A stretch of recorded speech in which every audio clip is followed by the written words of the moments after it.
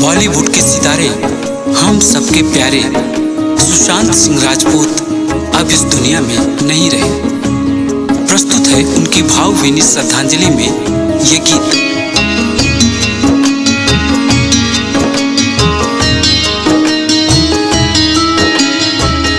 है फूलों में गम, गुलशनों में दुहाई, है फूलों में गम, गुलशनों में दुहाई, है फूलों में गम, गुलशनों में दुहाई, है फूलों में गम, गुलशनों में दुहाई।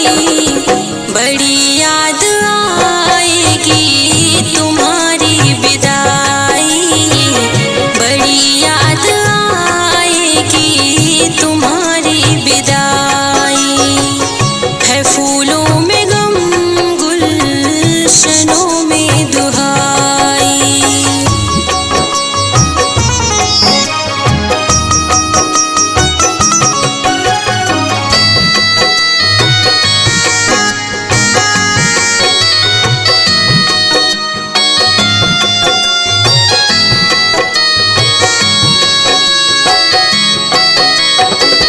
गए छोड़कर के सफर ये सुहाना,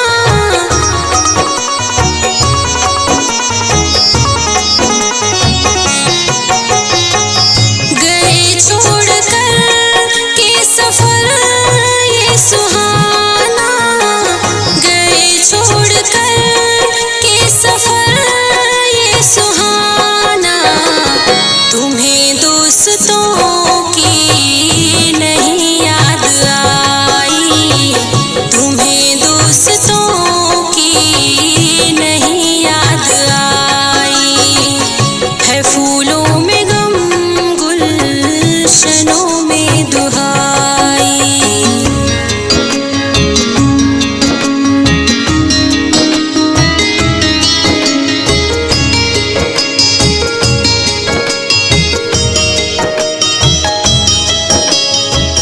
उदासी का गम कुछ हमें बांट लेते,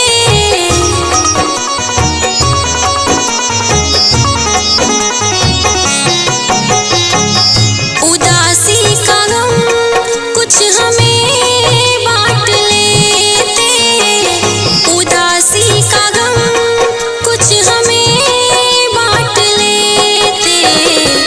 ये अपनों से क्यों कर गए बेवफाई, ये अपनों से क्यों कर गए बेवफाई, है फूलों में गम, गुलशनों में दुहाई, है फूलों में गम, गुलशनों में दुहाई, है फूल